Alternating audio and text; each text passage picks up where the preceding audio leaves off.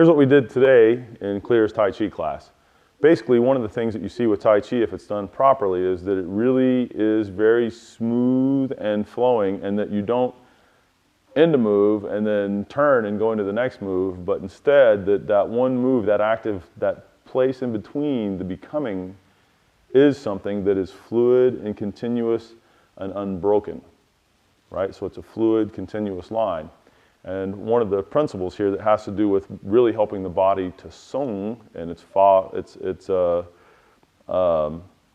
feng sung or relaxing, releasing work, is to pretend that you've got large shackles that are like this kind of a thing, but that are chains. One's looped over your shoulder on each shoulder, one's wrapped around the shoulders each way so that they're all hanging towards the ground. And the weights are also hanging from here, going towards the ground. And if you swing it out, or swung them all out, you're going to get pulled off your feet. And so you're not going to do that. Any movement you want to do, you're going to want to keep it calm and smooth, and where your chains aren't getting, they're not, this thing as much as they're staying close enough so that you can support that weight and the way that is. And you're using it as a mental device to help you to fluidly stay very centered and very sung, and to help with the internal support and movement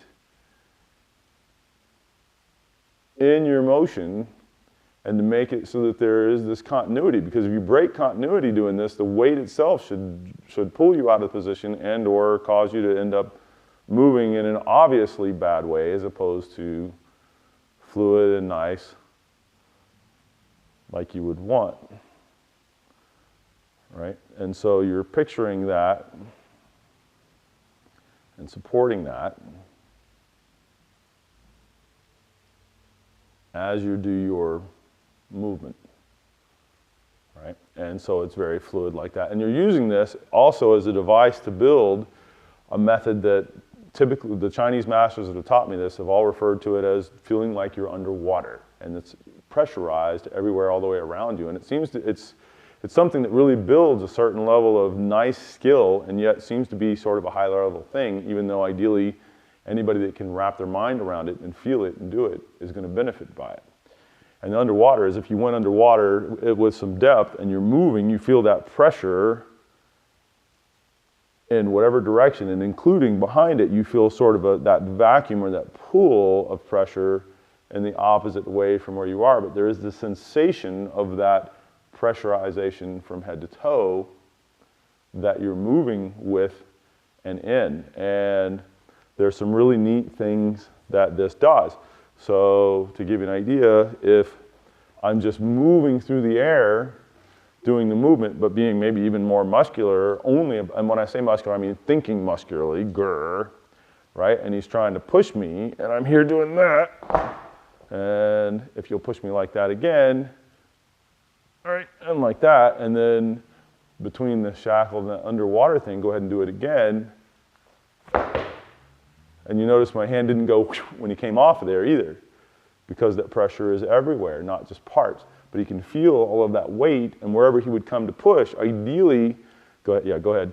Anywhere they would come to push, and so there, not so much, right? Back up. Yeah, and then whenever you're ready. And so wherever he would come to, and he could move around and do it, and it should still be perfectly fine because it's proper that way, right? And obviously if you hit somebody with this, it's going to be horrific.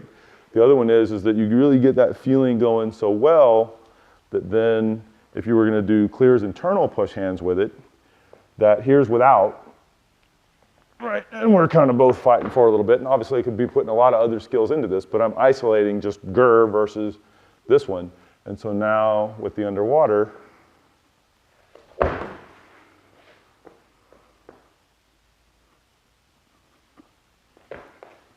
right, and so you can feel that pressure, if you will, coming off everywhere. And so if you can get that sensation going, and so we've taught it in the program here, but I wanted to at least introduce it to you guys too, and again, that's what we worked on. And then last but not least, we worked on gathering and taking that sensation everywhere after we were done and using the carry the cauldrons.